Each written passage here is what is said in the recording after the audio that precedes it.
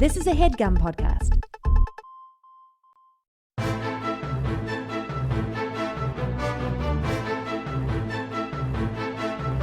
Hello and welcome to the Complete Guide to Everything, a podcast about everything.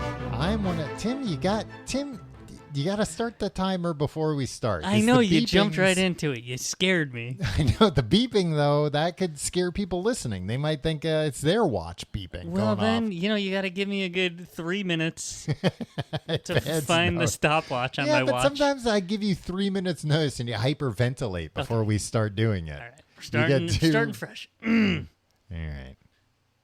Hello and welcome to the Complete Guide to Everything, a podcast about everything. I'm one of your hosts, Tom. And I'm Tim. All right. See how great we did? Yeah, that was great.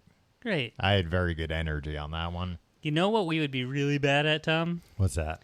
Live television. Why? Because look what just happened. Oh, no, I think we'd be good at live television. You'd be yelling at me about my Yeah, watch? Yeah, it'd be great. People would love it. Like, look at these guys. I imagine when you talk about us being on live television, some kind of court trial, some kind of murder trial. Do you remember what came? The Menendez brothers came after OJ. No, I think they were before OJ. Oh, really? I think, but I might be wrong about that. I vaguely remember like everybody being like, "Oh, OJ was such a hit. Let's follow it up with the Menendez brothers." And everybody's like, "Yeah, we kind of like this, but not as much." Maybe that is how it went down. That would explain why people were like glued. It was a crazy case, I guess, but just like an early court case that people just couldn't get enough of. Yeah. I'm gonna look this up. We should have live fact check. You're always against live fact checking on this show. Tim, I refuse to come out and do the show if you're gonna fact check me live. 96. So yeah, this was Well, they have O.J. Simpson to thank. Yeah. They're in jail forever, the Menendez brothers, right? I think so. Yeah.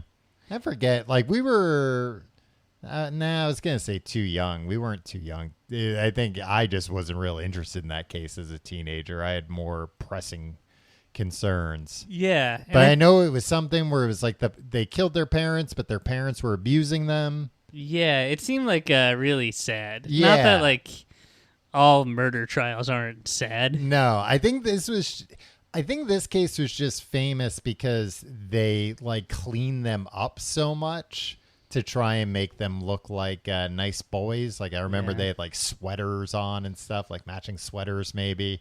Yeah, good job. Good luck with a guy named Lyle and another one, Eric spelled with a K.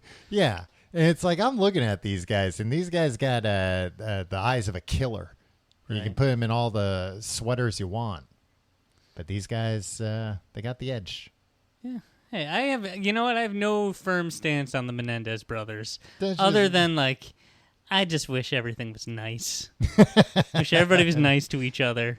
Well, you heard it here. Tim wishes the Menendez brothers well in prison. No, I wish they were nice. He wishes they were nice. Yeah. Maybe you write them a letter. Yeah. Oh, Tim, we are nice. They write one back together. How you doing this week, Tim? I'm doing pretty good, Tim. We're going, me and you, and then like a bunch of other people are going away this weekend. That should be fun. Yeah. Party, hang out, fall asleep. Tom, we have a big group of friends. Mm-hmm. So many friends, you wouldn't even believe it. You wouldn't believe all the friends we have. Probably, what, 200-300 friends? Hundreds of people. No, it's occasionally we go away with groups of friends. Mm-hmm. We rent a house, and I always think like, all right, here we go. It's going to be a weekend full of activities. Yeah. And like the last time we did this, like we watched both the first two Mighty Ducks movies. Yeah. Everybody just kind of like sat. I mean, I think we're so, I don't know, something damaged by like living in these little New York City apartments that just the novelty of like having a big living room with like a bunch of sofas and stuff and a kitchen and just being able to like hang with like multiple people at once. Yeah. Yeah. And people always bring like liquor and stuff and are like, yeah, like we're going to party. And it's just like, nah, everybody just kind of like keeps like a low key buzz going as long as possible. Yeah. Yeah. But maybe this is going to be the time when all hell breaks loose. Nah, I'm going to watch all the Home Alones, even the bad ones. Wow. But just by yourself, though. Yeah. Up in the attic. Oh, I'm not going up in the attic. Or down in the basement. To come down and everybody be disappeared. Tim, we should jump into the topic. Yeah. Saturday Night Live. Live from New York. It's the complete guide to everything. That's what we should have started with. Oh, yeah. Right? It didn't even occur to me when I was just yelling at you during our intro. We've for years always kind of held like, we don't like doing episodes about like funny stuff. Yeah, but that's okay. We can do it about Saturday Night Live. But I think there's enough interesting things about it's SNL. It's a cultural institution. Yeah, that like I don't think we'll even probably be talking about like when this person did this. Look, we might talk about sketches. I'm not gonna sit here and say we won't. I went down a Chris Farley rabbit hole the other day. Oh, okay. Yeah. But we Must don't need have to been talk a pretty about wide that. rabbit hole. Why is that, Tom? He was a large man. Yeah, but he was more than that, Tom. Yeah, but he could make fun of his weight. Why can't I? Why can't I make light of a dead man's weight? And he died a long time ago. Yeah. How long was he, like a known guy before he died? I knew him, but I'm just saying, do you know the numbers? Do you have them accessible? Like, what was his first year on SNL? I'm going to say Uh-huh. his first year on SNL was 93. Okay, that sounds like it could be right. Look, we need to do live fact checking on the show. And when did he die? Like 97? 97. Okay. Yeah, so that's boy. Nope, what a doof I am. Nah. He was announced in 1990 as a new cast member. And he the group that he was in, Chris Rock, Adam Sandler, Tim Meadows, Rob Schneider, and David Spade, came to be known as the Bad Boys of SNL. Oh, why? I don't know. Yeah. I was on the subway the other day, Tom. Yeah. And there were people younger than me, but still adults. Yeah, it's weird. Yeah. And it stinks. You realize how dumb adults who are younger than you can be. Yeah, it's not just teenagers. Because they were I think in the entertainment industry, but tangentially or aspirationally. Yeah, or low level. Yeah, but there was this one know-it-all girl there, woman. I guess she was an adult. Yeah. And she was she was with a guy, and there was a few people there, and they were they got to the subject of SNL. They worked through everything else. They were talking. When people are on the subway, and it's just everyone in the car, everyone else in the subway car is looking at each other when will these people shut the hell up? It was that group, and one of the guys, and they were in their late 20s, early 30s, was I heard there used to be a lot of drug use on Saturday Night Live. And another guy was oh, really? And this girl, this know-it-all woman was oh yeah, there was a lot. But then there were two men that died, and then they made a rule that they could never do drugs on SNL again. Jim Belushi and Chris, I don't remember his name. Oh, man. And they died, and as soon as they died, they said, what? They died at the same time. Yeah, exactly. And it was also and then another guy chimed in, he's actually, I hear that there's a lot of drugs going on there now. Which, no, it's a bunch of nerds. There's a bunch of theater kids working there. Yeah, it's nah, they just started hiring out of Harvard and Yale. Yeah. And then that solved their... I'm sure there is still probably a pill problem there. Maybe. I don't know. But yeah, the not cool drugs anymore. But a lady who doesn't know, an adult person that who doesn't know who Chris Farley is? Yeah. I don't want to live in this world. Maybe this is why old people are so unhappy. It could like, be. you don't remember Burt Lancaster? What are you? Just raised in a Oh my in God! a box?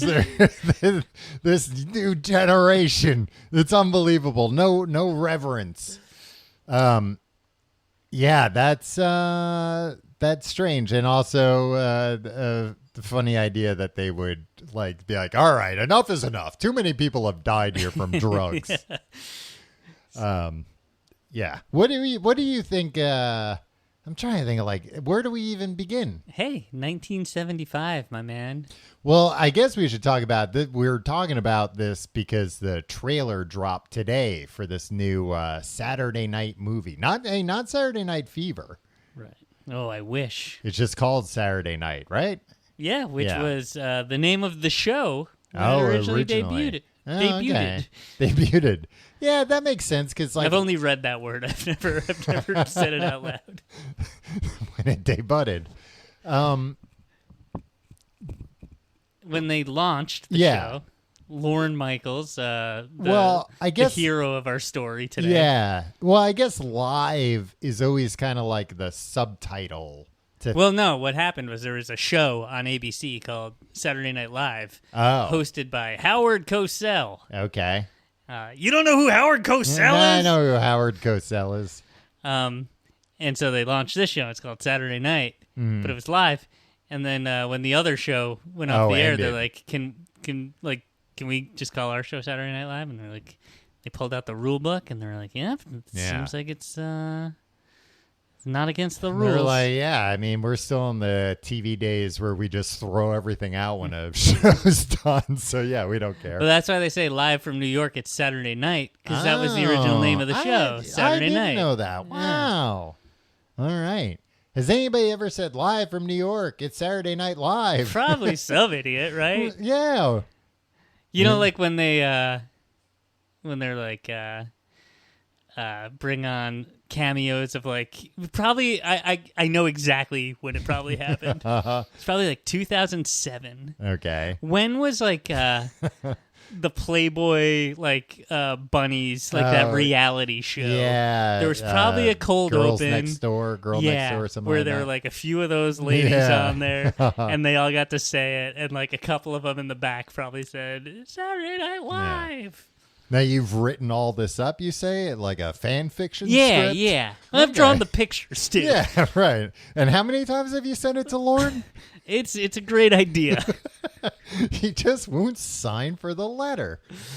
So Jason Reitman, son of Ivan Reitman. Yeah, it has made this movie. It comes out, I guess, in the fall. Yeah. And what do you think about? And it's about. It looks like maybe it's just about the first show. Yeah, I think it's the 90 minutes before the first episode airs live. I was wondering if it was that because I do like that angle of it. That will be promising too, because that means the movie will only be 90 minutes long. Exactly.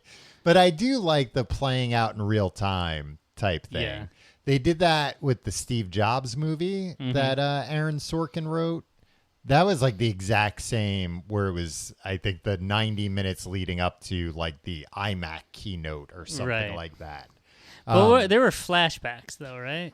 I forget. I know there were some things that were definitely like shoehorned in there, right? Where it was like, oh no, my estranged daughter's here, but I have to be on stage in an hour. Yeah. It's like, wait, why is she? I mean, I don't think it was supposed to be literally the story of that. Right? No, but I'm just saying when you start, when I feel like they kind of. I think it was written as a stage play. Oh, was it? I think so. Maybe. I just felt with some of that stuff that it's like you kind of got to make your choice and stick with it. Like if you want to do something about the 90 minutes before, you're not going to be able to cover his entire life. Right. And if you don't want it, then just do a more traditional thing. But this, because unpopular opinion. Yeah. I like the Ashton Kutcher Steve Jobs movie a lot more. I never saw it. Yeah. Unpopular opinion, I did like that Steve Jobs movie. Danny Boyle directed it, right? I think so. Yeah. It was, it's compelling. Yeah, and it was like one of those movies where he wasn't really even necessarily like doing a Steve Jobs impression, so it feels more watchable that way. Yeah. And it kind of seemed like that with this movie, like not like dead on impressions of these people, right? Necessarily. Which, you know what? I am in favor of. I hate when they do movies that are like biopics, or when people say biopics. Yeah. When they do biopics or something like this, like, and people are like, "Huh, this guy doesn't look exactly like that." It's like, what are the odds you're going to find a really good actor that also looks exactly like this guy? Well, that's why we've talked about this, all this dumb shit with the prosthetics nowadays, with anybody doing a movie, the Leonard Bernstein movie. Yeah. Where it's like, no, I have to physically transform. And it's like, all you're going to do is put on a fake nose or chin or cheeks, and it's going to be distracting the entire movie. Don't do that. The one time I did, I think the movie benefited from that was The Grinch. Yeah. Jim Carrey really looked like the Grinch. Yeah, it did make it a lot more believable to believe that he was the actual Grinch and not just a man. No, if he didn't make that physical transformation, I don't think in his normal life. He's a good actor, but I don't think he's that good. Yeah. I still would have been like, that looks like a normal guy. Right. So, yeah, this movie didn't seem to have like too many crazy prosthetics. No.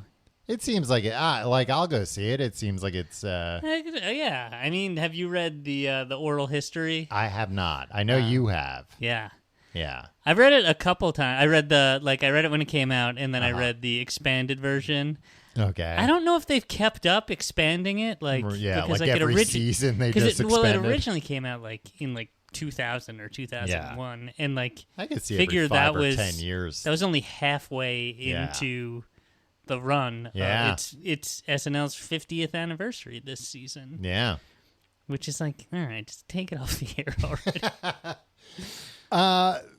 I still a lot of caveats, but I like SNL still.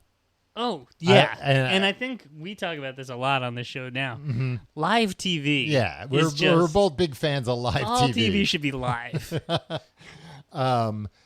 But I think that it's always been annoying. The SNL isn't funny anymore. It used to be good. Right. Like it's never good.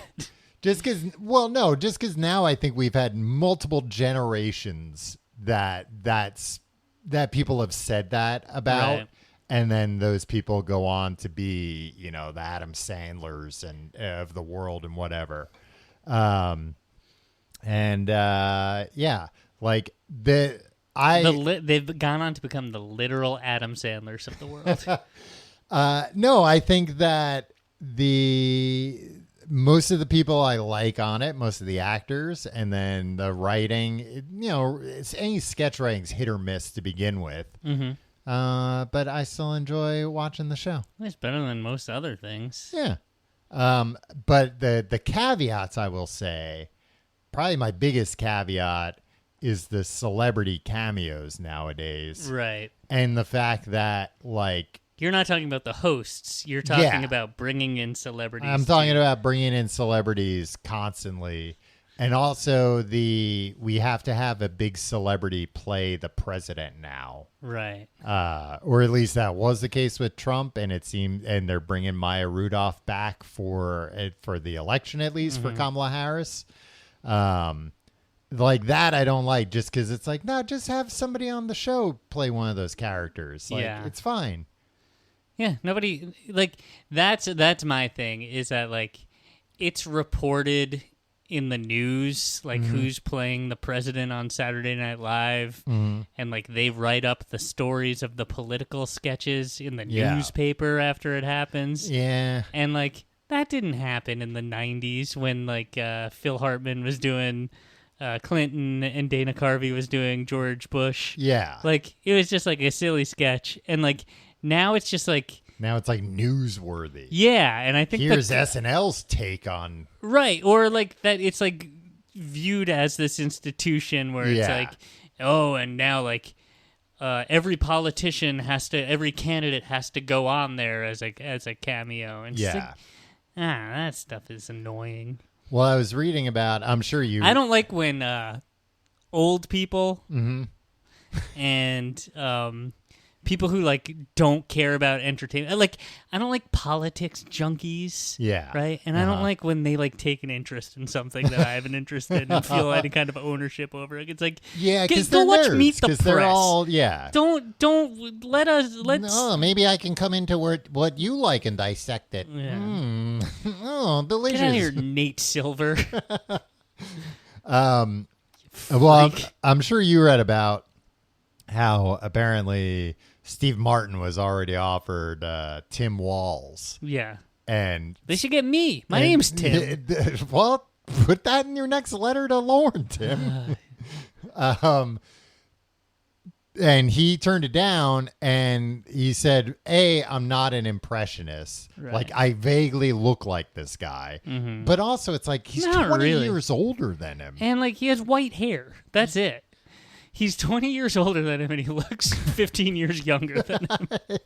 Yeah, because it's like, he has white hair. It's like, yeah, but Steve Martin's got a full head of hair, and this Tim Walz guy doesn't. Like, it, yeah. So, anyway, that was one reason he said, I'm not an impressionist.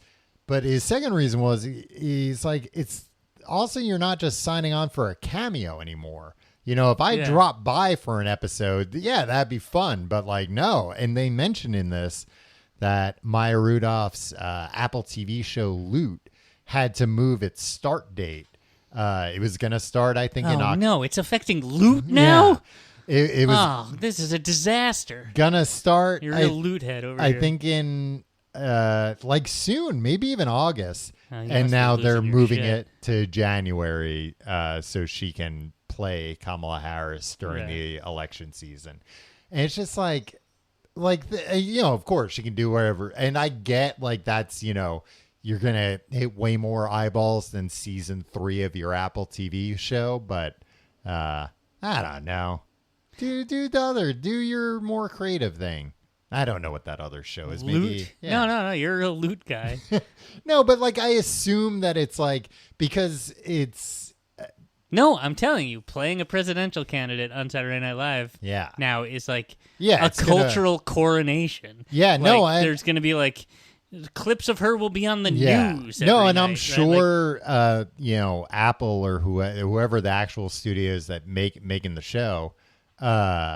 Probably was like, no problem. That will help our show tremendously if she's, all over TV. Right. See, I don't like that. I don't like all the celebrities, and I don't like that.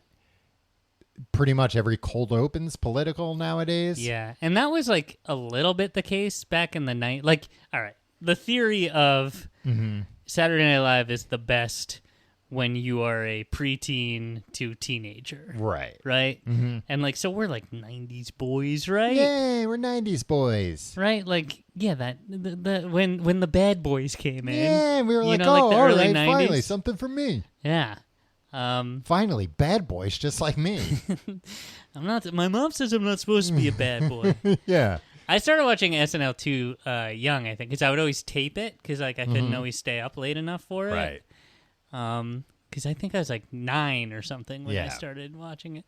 And I remember I'd watch tapes and my friend Sean would come over, and I remember Sean's mom was like picking up Sean from my house one day. And it's like, what's with my dad? He was like, well, he's really obsessed with SNL. He tapes it every week. And my mom's like, no. Oh, Tim, have you been taping Saturday? You shouldn't be watching that. How'd you figure out how to program the VCR? I mean, a 9-year-old knows how to use a VCR in 1991. Yeah. But as I was saying, I don't remember.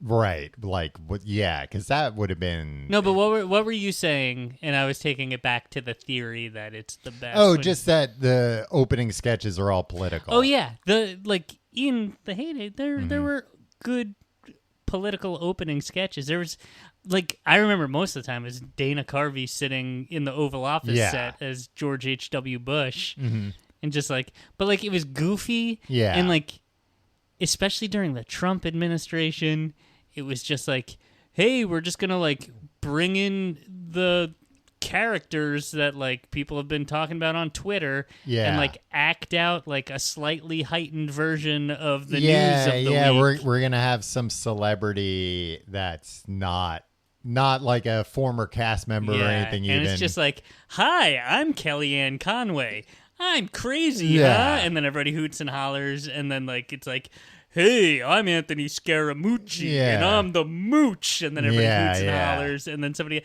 it's just like, you know, I just want to see a guy sitting there talking about how he's not going to do it. Well, yeah, I'm remembering now how many cold opens used to be addresses from the Oval Office. Yeah. And like, it's a lot different when it's a one-person sketch opening. I think that's the other thing. The cold opens nowadays, they bring in celebrities, but it just feels like they're like, all right, like, what do we got planned for this week? It has to be bigger than last week. And that's not that often is like grating. Lauren, if you're listening, bring it back. Just one guy in the Oval Office set. Yeah. Lauren, and if you're listening, just sign for one of those letters from Tim. Sign for? What are you talking about when you say sign for it? Because you send them certified, so he has to sign for it, so you know he got it. Man, how old are you?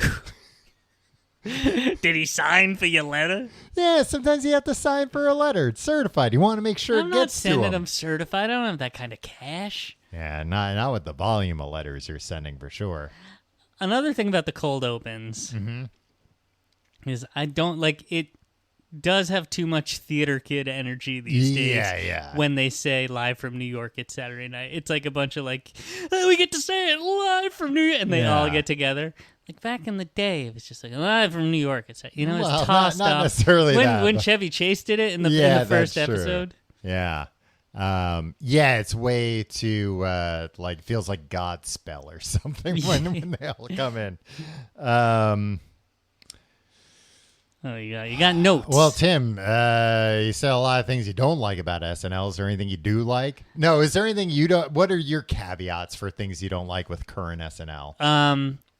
I don't like. It's less about the show, and it's more about the way that the culture has put the show in a certain place where it's just like this is why everybody thinks it sucks too, right? Because it's like, no, this is just trying to be a goofy sketch comedy show with like musical performances. Yeah, essentially, and a guy there plugging his movie, right? Like, and like he's like, oh, you know, the sketch was so stupid. It's like, yeah, sketches are gonna be stupid, but like funny. Yeah, like people are like it's a lot less mainstream than it actually is, than like the perception is. Yeah. Right? Well, there are a lot fewer people watching it live, for sure, rather than just watching like sketches the next day, which like, I get too, because sometimes it's like, there was one good sketch. But I would argue even a bad SNL sketch. Yeah. He's like, what else are you going to watch? Like, what's better that's on TV right now? What do you mean? You can watch anything. No, well, like new stuff coming I don't know, but you can watch something old. Loot? You're going to watch Loot? Yeah, you can watch season 1 and season 2 of Loot. Get ready for season 3. It's fair. They're starting to shoot it soon, I hear, so you got to get ready.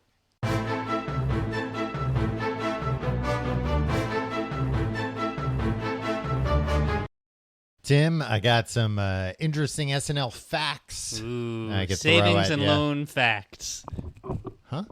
SNL facts. Oh, savings and loan, yes. About the scandal from the 80s. Yes, that I have tried to read about and still don't really understand. I want to understand it because it really seems like... it was a big deal. Yeah. Yeah. Can you guess who's hosted SNL the most? Ooh, hosts we're talking about. The host with the most. Alex Baldwin. Alex Baldwin is the answer, Tim. He's hosted 17 times. Wow. And he has made 52 plus special guest appearances. Think they'll have him back this year? I don't know if they'll have him back this year, Tim. Huh. Yeah. His last cameo. Uh-huh. Was that post? Yeah, that was post the shooting? Rust shooting. Yeah, where he just like got into a studio vocal booth. Yeah, and that counts as a special guest. And appearance. also made a joke about his temper or something in it, right? Yeah, was that the bit at the end? Yeah, that he had a bad temper. I mean, nobody was claiming that that shooting had anything to do with his bad temper. That was just more like people potentially blamed his like attitude, I guess. I think people just don't find him to be a good person, so they're never going to give him the benefit. People just really don't like him. I was reading about, I'm trying to find it in my notes here because I know I wrote it down. Oh, yeah, here it is. You know the actor Buck Henry? Yeah. He was a host. He hosted SNL 10 times. Yeah. From 76 to 80. So that's multiple times a season. Uh-huh. I didn't know that. I think the original idea... I did not know that. I think he was supposed to be the permanent host. No, they asked... I think this is Billy Crystal. Oh, okay. This is the research. I thought when you did that, when you were like, they asked, you made a face like you were about to say like, look, I don't know if I can say this story. Like you have some inside dirt from SNL 50 years ago. I think it was, I was trying to figure out. That would have been weird if they had a permanent host. That was and I think it was Billy Crystal. So, like, presumably that person would be a cast member, but they would do the upfront monologue. I think it was him, and he has a story. And it like might be bullshit because like the story is like, Lorne Michaels came to me and said, "We want you to be." He had tears in his eyes, host. And I said, "Lorne, that's not what you want to do. Yeah. You want to have a different celebrity host every week. Yeah. That way you keep it fresh." So really, I came up with... I don't want to slander Billy Crystal on it. Yeah. That also sounds like the type of thing that like Lorne Michaels may have like floated, and then he came up with like, no, it should be a different celebrity every week. And Billy Crystal was like, oh, I told him that in, after times passed. Right. I was reading about Dave Grohl, Tim, 9 appearances as a musical guest. I was trying to find if he has the most as from different groups, because he has appeared with Nirvana, Foo Fighters, Tom Petty and the Heartbreakers, and Them Crooked Vultures. Like, I feel like there probably are some like touring musicians who have been on SNL performed more. Maybe. Like Steve Ferrone or something. I don't even know who that is. Yeah, well, you wouldn't know. You don't know these names until they make a documentary about them, and everybody goes, "Did you know that the real genius behind these hit records are all these guys you've never heard of?" Steve Ferrone? No, that's like a touring. That's actually the drummer when Dave Grohl turned down the permanent job in the Heartbreakers. Yeah. Tom Petty recruited him, but he was like a session guy and a touring guy. Right. So you're saying he might have been on SNL a bunch too. Yeah. Yeah. But probably not. He didn't even play with Tom Petty on it. Dave Grohl did. I mean, I'm thinking about it more, and I'm thinking like, no, because like as a like touring musician to play in 4 different groups that are on SNL, that doesn't. It's like, nah, you get with like a group big enough to play SNL and like you're good and they like you, then you hang on to that. You don't keep jumping around like Steve Dave Grohl Jordan, here. maybe. What bands would he have played with? He's played with everybody. I think he might be the permanent Chicago Bulls. I think he might be you're Washington thinking Michael Magic. Jordan. Of course, the Dream Team. Wizards, who can forget? Washington Wizards. Oh yeah, Wizards. Orlando Magic. Yeah, Orlando Magic. Not no, because teenager I was about to call them the Washington. Shaq was breaking by. I was about to call them the Washington Bullets, but they haven't been that in 25 years. So. Well, that's when Michael Jordan played for the. No, he played for the Wizards. I know, but like you have the dates of the Bullets change over wrong. Do I? He played for the Bullets? Jordan? No, but it was more than 25 years ago. Okay, more than 25. 25 years ago is Y2K almost. Wow. So we should be worried. We should be worried. There might be another one. It might come back with a vengeance. Y2K5. Huh? Why 5? Like the 2, then K. Why 2K25? Yeah, I guess 2K25. Yeah. I mean, but at that point, just put the 0 in there. Just call it Y 2025. Man, we were all calling it Y2K. Yeah. Not even thinking, like, why don't we just say year? Year 2K. Yeah, year 2K or just year 2000. Nah, because that's a lot of syllables. Look, yeah, when you're writing... But when it was Y2K, you knew people were talking about the software bug.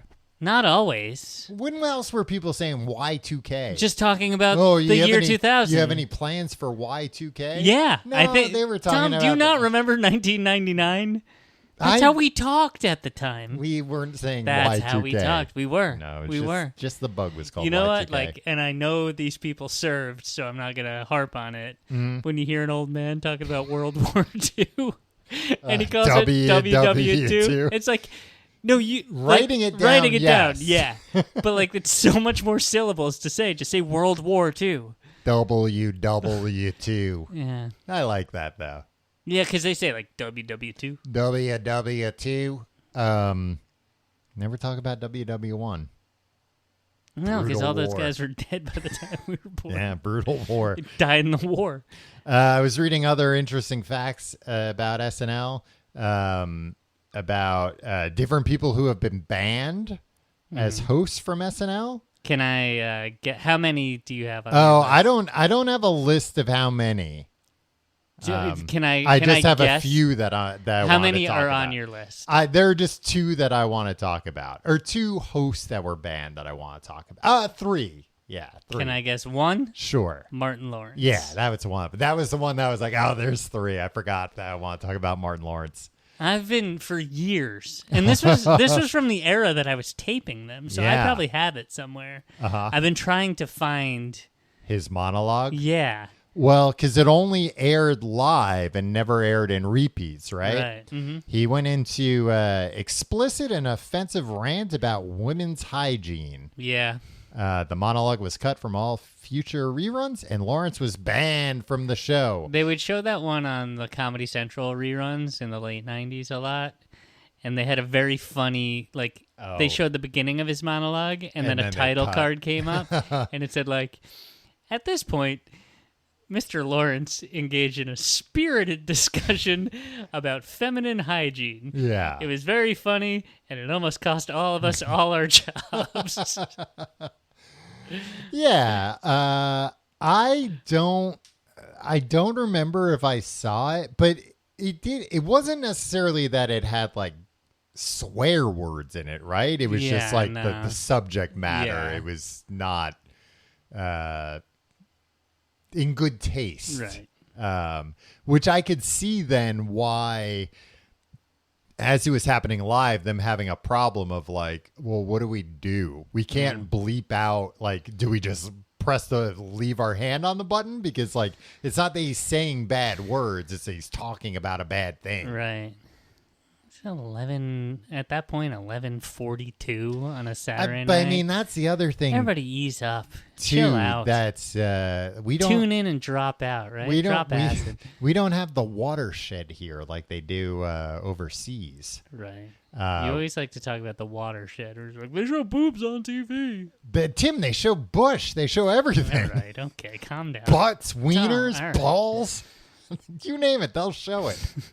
I've never seen you light they up like have a show where you can call up and you name it, they'll show it to you.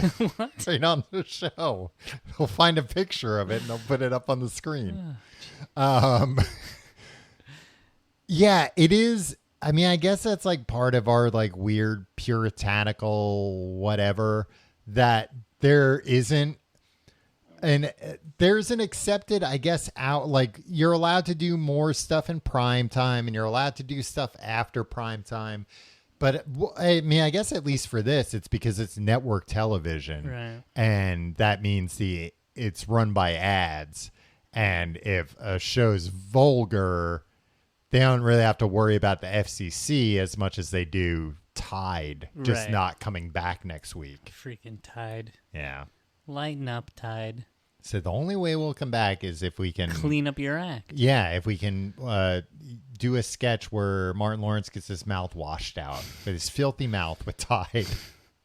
Let me guess. Oh yeah, other celebrities banned. Oh, I just had it. Okay. And I just lost it. And give me 2 seconds, and then we can just move on, and you can tell me. I'm gonna say Frank Zappa. Oh no, he's not on my list. Okay. Is he banned from SNL? I think he was, and it doesn't even matter anymore unless. Yeah, because the show's not good. He wouldn't even want to be on it. He did this. You know how Frank Zappa sucked? Well, just kind I of don't like speak ill of the dead, but like really great musician, but Yeah, just but, like a like, it guy who seemed thought he annoying. was fucking better than everybody all the time. Mm-hmm. I saw this like video of a guy that like was trying out to be his I think it was like one of his guitarists or whatever.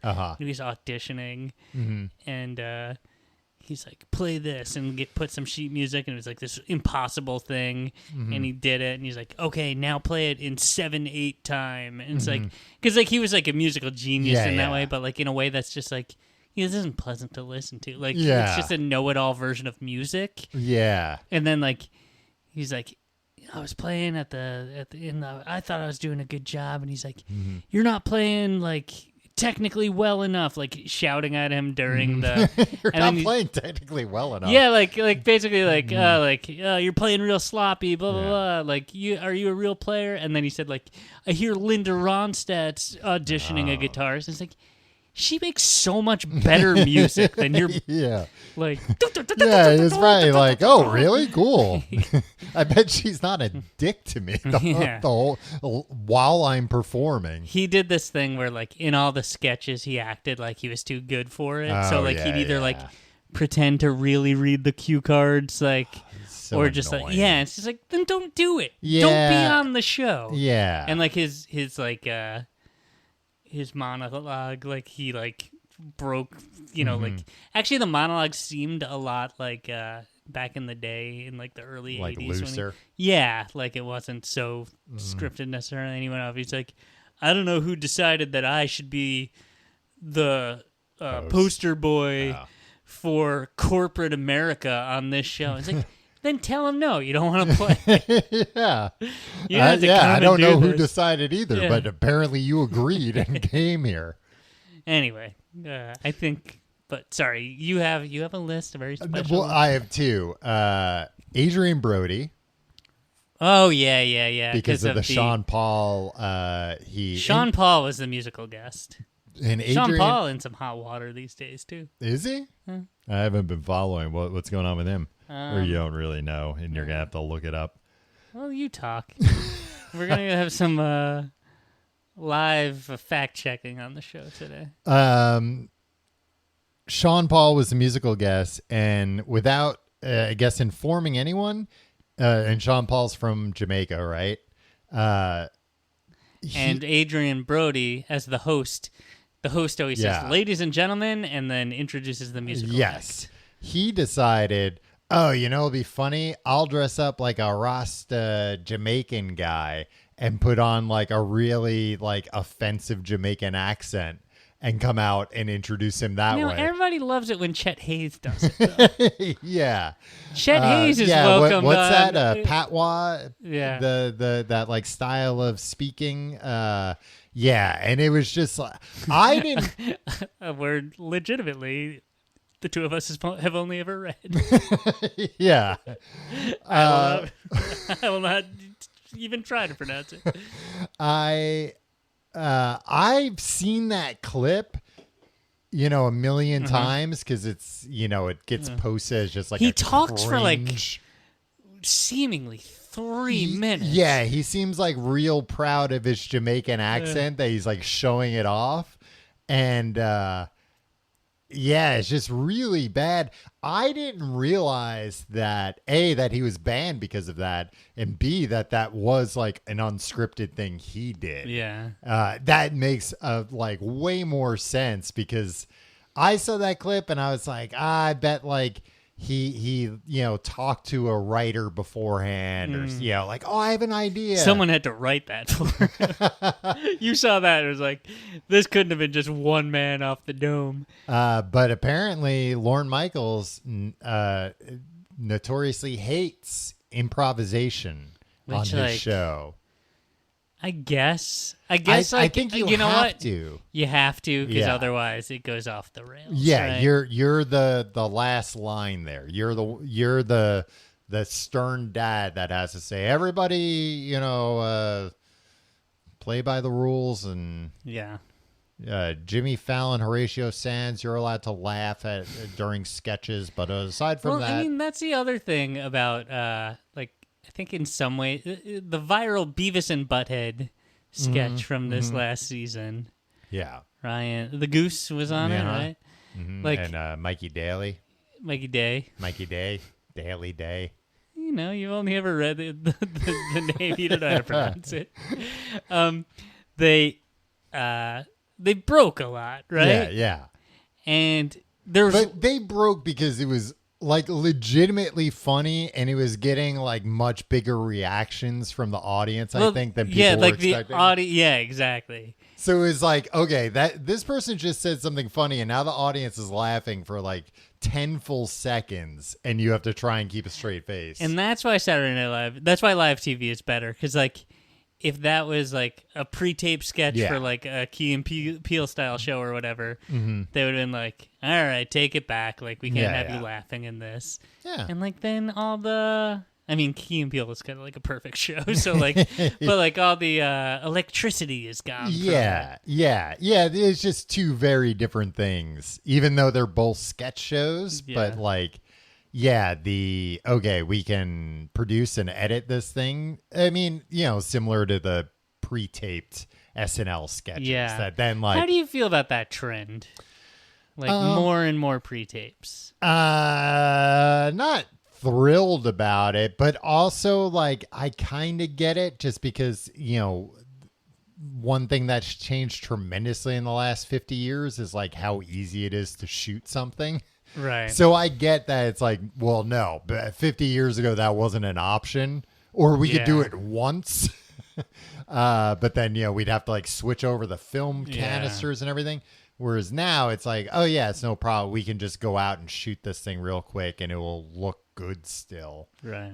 But with that said, I like the live stuff more. Yeah, me too. Of course. Give me your last. The last host that's banned. This is somebody I'd never even heard of before. Louise Lasser. Do you know her? Oh, she was on Mary Hartman. She was on Mary Hartman. She was Mary Hartman. Yes. Yeah. She was the first woman to host SNL. But her performance was bizarre. She reportedly locked herself in a dressing room, refused to appear in most sketches, and delivered an erratic monologue that led many to believe she was having a breakdown live TV. Apparently, she would only agree to do sketches where she was by herself or with Chevy Chase. Of all people, like, you're in the middle of having a nervous breakdown. You're like, there's only one man I trust. It's Chevy Chase. But apparently going through a mental health crisis during a live television show. Not great, not good for anybody, it seemed like. Yeah. And as such, she was banned afterwards because, presumably because Lorne was so upset with her, like ruining the live show. Right. Huh? And it was towards the end of the first season. When Lauren Michaels like, we just won't have women host anymore. Yeah, I think so. Until those Playboy bunnies come and do a cameo. Tom, someone who people thought got banned for a similar thing, but it was just like one of the few episodic through lines in an episode of Saturday Night Live. Do you know that? You know what I'm going to say? Are you going to talk Norm Macdonald? No, Charles Grodin. Oh, okay. So Charles Grodin, I think it was like the third episode. Yeah, season 3, episode 4. Because that's the thing, too. Like Norm Macdonald was fired, but not banned. Like he came back to host a year later. Like, yeah. Famously. Yeah, there is a difference. Yeah. I'm just saying, like, to get banned seemed like it was you either. But you're talking about Louise Lasser, right? Up. Like, did that the entire show. The conceit of the Charles Grodin episode was Charles Grodin was like acting like a hayseed, a rube, and didn't show up for rehearsals because he was entranced by New York City and went out shopping all week, and then apologizes in his monologue because he's just like, I got all wrapped up in New York City. I wanted to go to like Macy's. I wanted to go, and then so I didn't have time to rehearse. I didn't come to any of the rehearsals.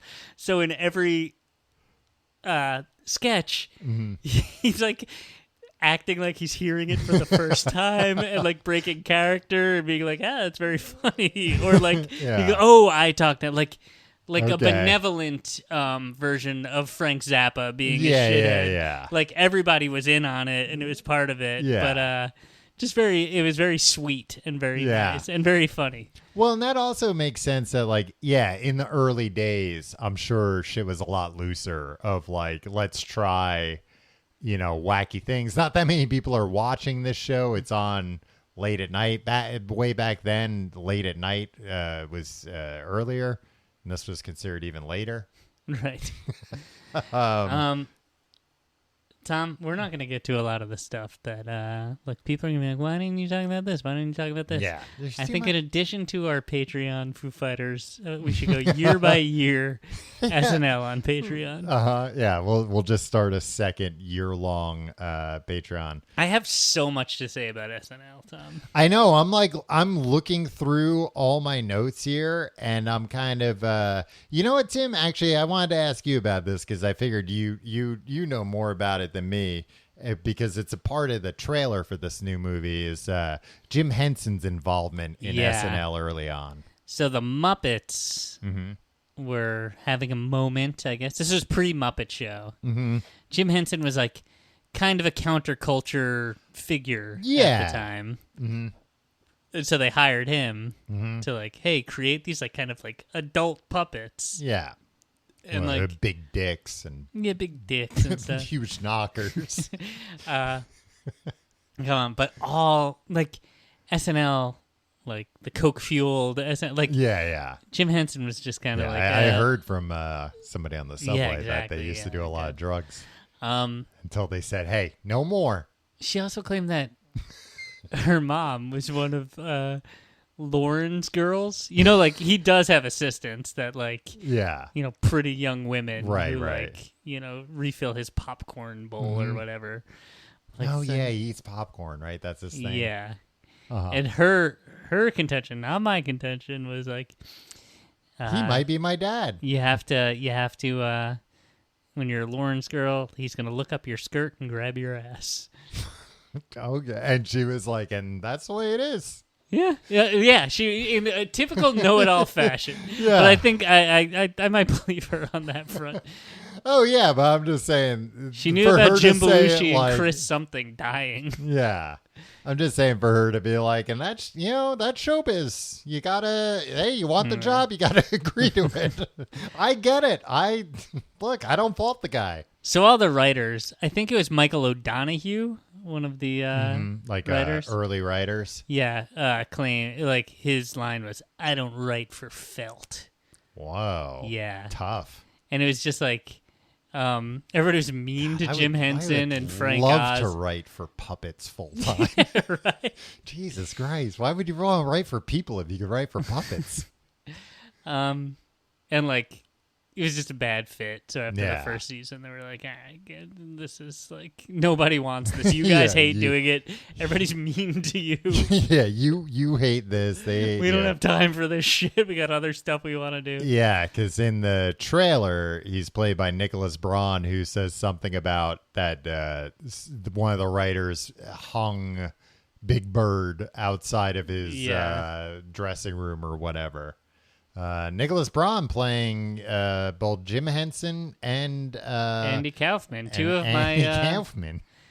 my favorite dudes. Yeah.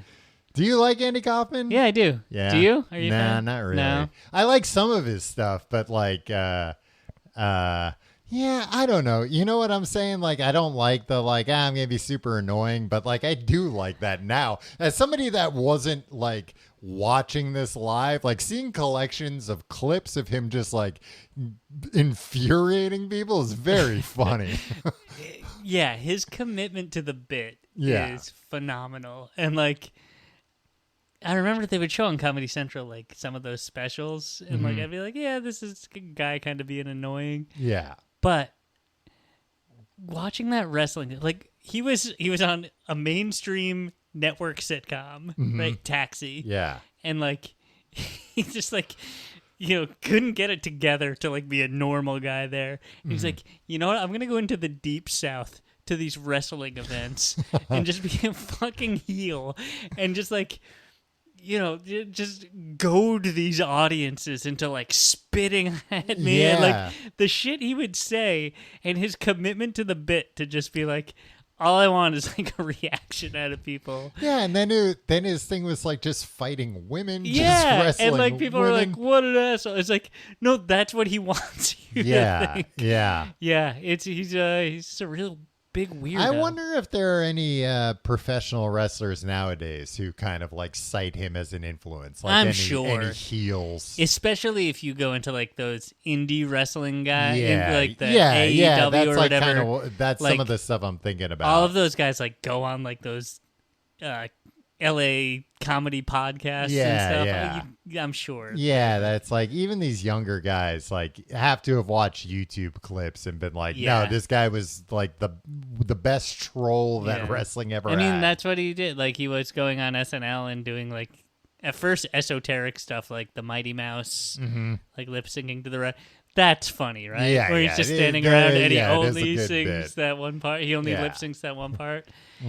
But then he convinced them to do, like, he pitched, we'll do a call-in thing. And it's like, we'll have 2 900 numbers.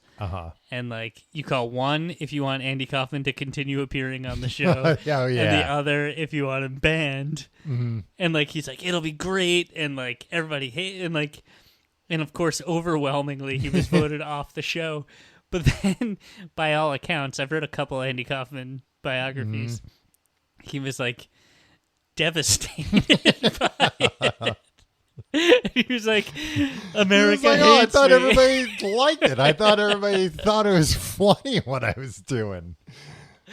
Did too good of a job. Committed to the bit too hard, and everybody thought that's just, but I mean, to a certain degree, that was what he was. It's just so funny that like he spent so much of his time goading people into hating him, and then he had a vote, who hates me? It was like, wait, what? Why? I thought this would put the rumors that people don't like me to rest once and for all. Tim, do you know? Well, I think pretty much everybody at this point knows the longest running cast member. My man Keenan. Yeah, Keenan Thompson. And going back to that Beavis and Butthead sketch, none of that works if Keenan is not the Rock in that sketch. Not the literal Rock, but he doesn't break at all. Yeah, he does his thing. Like, I don't know if I've ever seen him break. Like he's a goddamn professional. Yeah, like he always kind of looks like he's like smirking or whatever, but like he doesn't break. He's the longest running. Do you know who the shortest tenured cast member was? Is this going to be someone I know? Yes. But maybe somebody you don't know from SNL. Janine Garofalo? Laurie Metcalf. Oh, right. From Roseanne. She was technically a cast member of SNL for one season in 1981. Due to the Writers Guild of America strike, she never appeared on air as a regular cast member, making her tenure the shortest in SNL history. I believe there's actually another cast member from that same season who, like, same deal, is also considered to technically have the shortest run, but didn't go on to become, as famous as Laurie Metcalf. So Oscar winner? Did she win an Oscar? She was really good in Lady Bird. Did they give her an Oscar? Yeah, I don't remember. I don't know. Yeah. to watch Lady Bird again. That's a good movie. Yeah, I was thinking about that recently. I saw like somebody posted like a a joke from Lady Bird, like just a sequence of screenshots, and I was like, yeah, it was a very funny movie. I should watch that again. Maybe revisit the Greta Gerwig movie. You know what? I only saw that Little Women. You've never seen Frances Ha either, right? I've seen Frances Ha. Okay. Yeah. I thought you had never seen. She's that. not. She's only. She didn't direct that, right? That was a Noah Baumbach movie. I think so. Her Lover. Yeah. It's also, even though it has Ha in it, not necessarily a comedy. Yeah. Pretty funny. Yeah, though. I mean, there are some funny parts. Yeah. But shortest cast member. Not shortest cast member. I don't know who the shortest cast member. Gilbert Gottfried. Maybe. No, who's that one guy? Tim something. I don't know. Tim Conway? No, you're thinking of Dorf.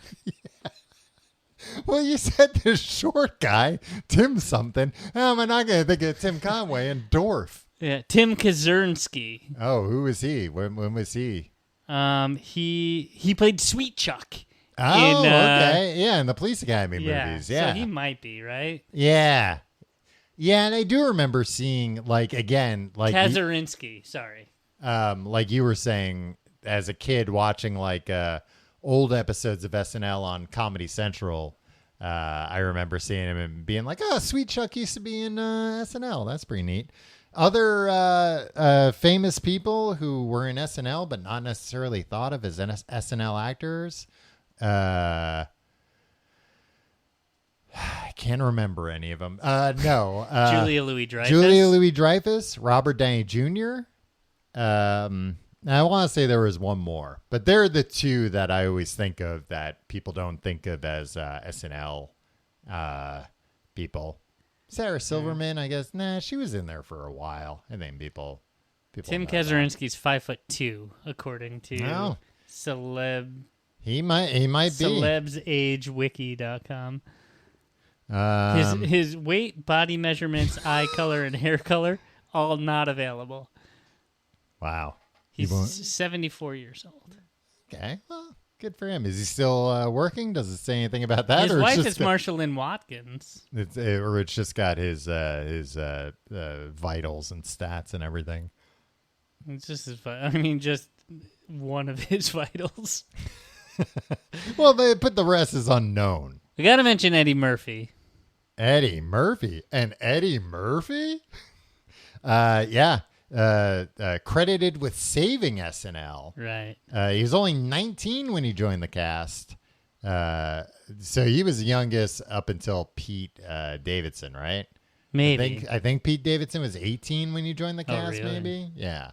Just a boy. But, it's like, He was 19. Whether he was the youngest ever or not, that's still insanely young to then, like, Pete Davidson did not blow the doors off SNL like Eddie Murphy did. Like, there's a big difference there. And I like Pete Davidson. Blew the weed smoke through the door. He shotgunned it into somebody else's mouth so he could shotgun it back. This was in the early 80s when SNL was struggling because, the original cast was all gone by then, long gone by then. And people were like, okay, this is enough of this show. You don't have funny people on it anymore.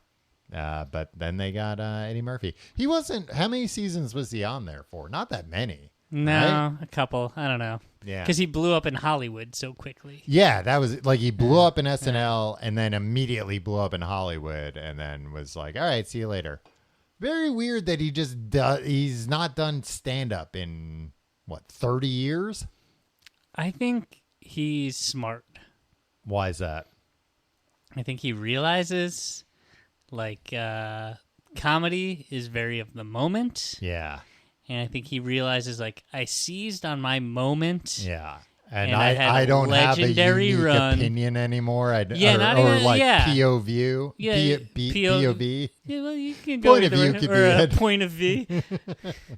I'm not that 19-year-old upstart. But not even that. It's I think a lot of people don't know how to leave them wanting more any comedian who had a legendary at this point he should never come back. Why? right? Like, I like Chris Rock a lot. I like Chris Rock. I like Chris Rock, but like, Bring the Pain and Bigger and Blacker, right? Yeah. And then like, and everything after that's been it's a like, pale... it's like it's still good, but it's just like, or Dave Chappelle, right? Killing Him Softly is like amazing, and then he just like, I think Eddie Murphy. For a minute, everybody thought Dave Chappelle was like, oh, that he's just gonna leave it there and go down as a legend, and and his stand up is impeccable, and now it's just he goes up and rambles for hours, just talks, chain smokes, doubles over laughing at his own jokes, his own vile jokes, but like I think movies wise, he maybe didn't like. No, and like also there's paychecks and stuff. Yeah. But I think comedy. Tim, in the Clumps, he played like every character. He did. So he probably got so many paychecks for that. I mean, they aggregated them into one big. No, I think they sent them all separate. I don't think they didn't even fucking know. They didn't know until the movie was done. Until they were cutting the trail. They were like, all right, we need to say who plays every character in this movie. So who plays Mr. Clump? Okay, Eddie Murphy. I should have known that. It looks like Eddie. Who plays Mrs. Clump, though? Eddie Murphy? Okay, all right. Yeah, But who plays the grandma Clump? Eddie Murphy? Yeah. And then, who plays Hercules? And then it's like, oh, that's some little boy, yeah. If you like the show, you can find out more at tcgt.com. You can hold on. I just want to tease after the plugs. The big question. Oh, okay. Boy, that really threw me, Tim. I'm glad this show's not live. We can do another take of it. tcgt.com. You can find all our social media links. You can follow me on social media at Tom Reynolds. Follow me at Jessica Biel. You can also check out our Patreon, patreon.com/complete guide, where we do Books to Podcasts, a full-length podcast, extra podcast every week. This week, part 2 of Anarchist Cookbook. Tim, I read the second part of the Anarchist Cookbook. Who? And are we gonna talk about stuff that's gonna get us thrown off the airwaves? Yeah, Tim, I'm a free speech advocate, and I'm gonna tell you everything I learned from the Anarchist Cookbook, even if it might definitely kill you if you follow it. Excited to hear it. Patreon.com/complete guide. You can find that and all the back episodes of Books Podcast as well. All right, Tim, give it to us. Your big tease. The big question, Tom. The big question. And I always ask a question, and then you think about it and you answer it, and you never ask it back to me. All right, I'll ask it's it back. Basic conversation. Yeah, right? I know. Yeah, okay. So you're gonna ask me a question just so I ask you it. That's all you care. I think both of us need to weigh in on this. All right. You can only choose one. Ooh. Who is the best cast member of Saturday Night Live? Phil Hartman. Phil Hartman. Yeah, that's that was very easy for me at least. Just like. What a just like all one of the funniest around, guys ever, but like perfect for the show. Yeah, could do anything. You need him to play the straight man. He can do that better than anyone. You need him to be the wacky guy. He'll do that better than anyone. Just like what a utility player. Yeah. But then we'll just play the dad with 2 lines in a sketch if he needs to, but also will be the centerpiece caveman lawyer of a. His ability to just play things straight. Giant businessman, like Toons is the cat. He was in some of those, right? When he was what was the guy's name? Ron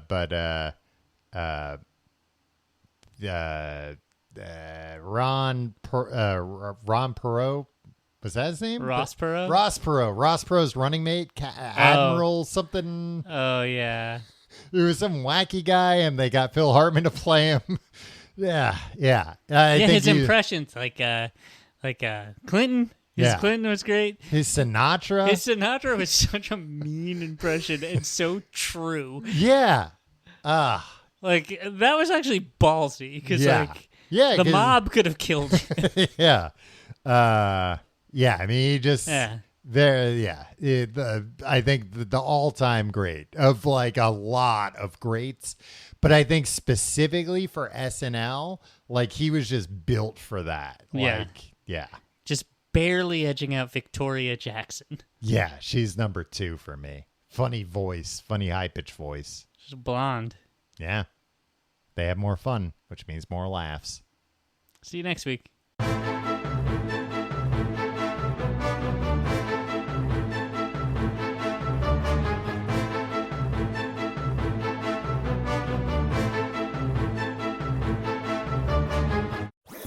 That was a HeadGum podcast.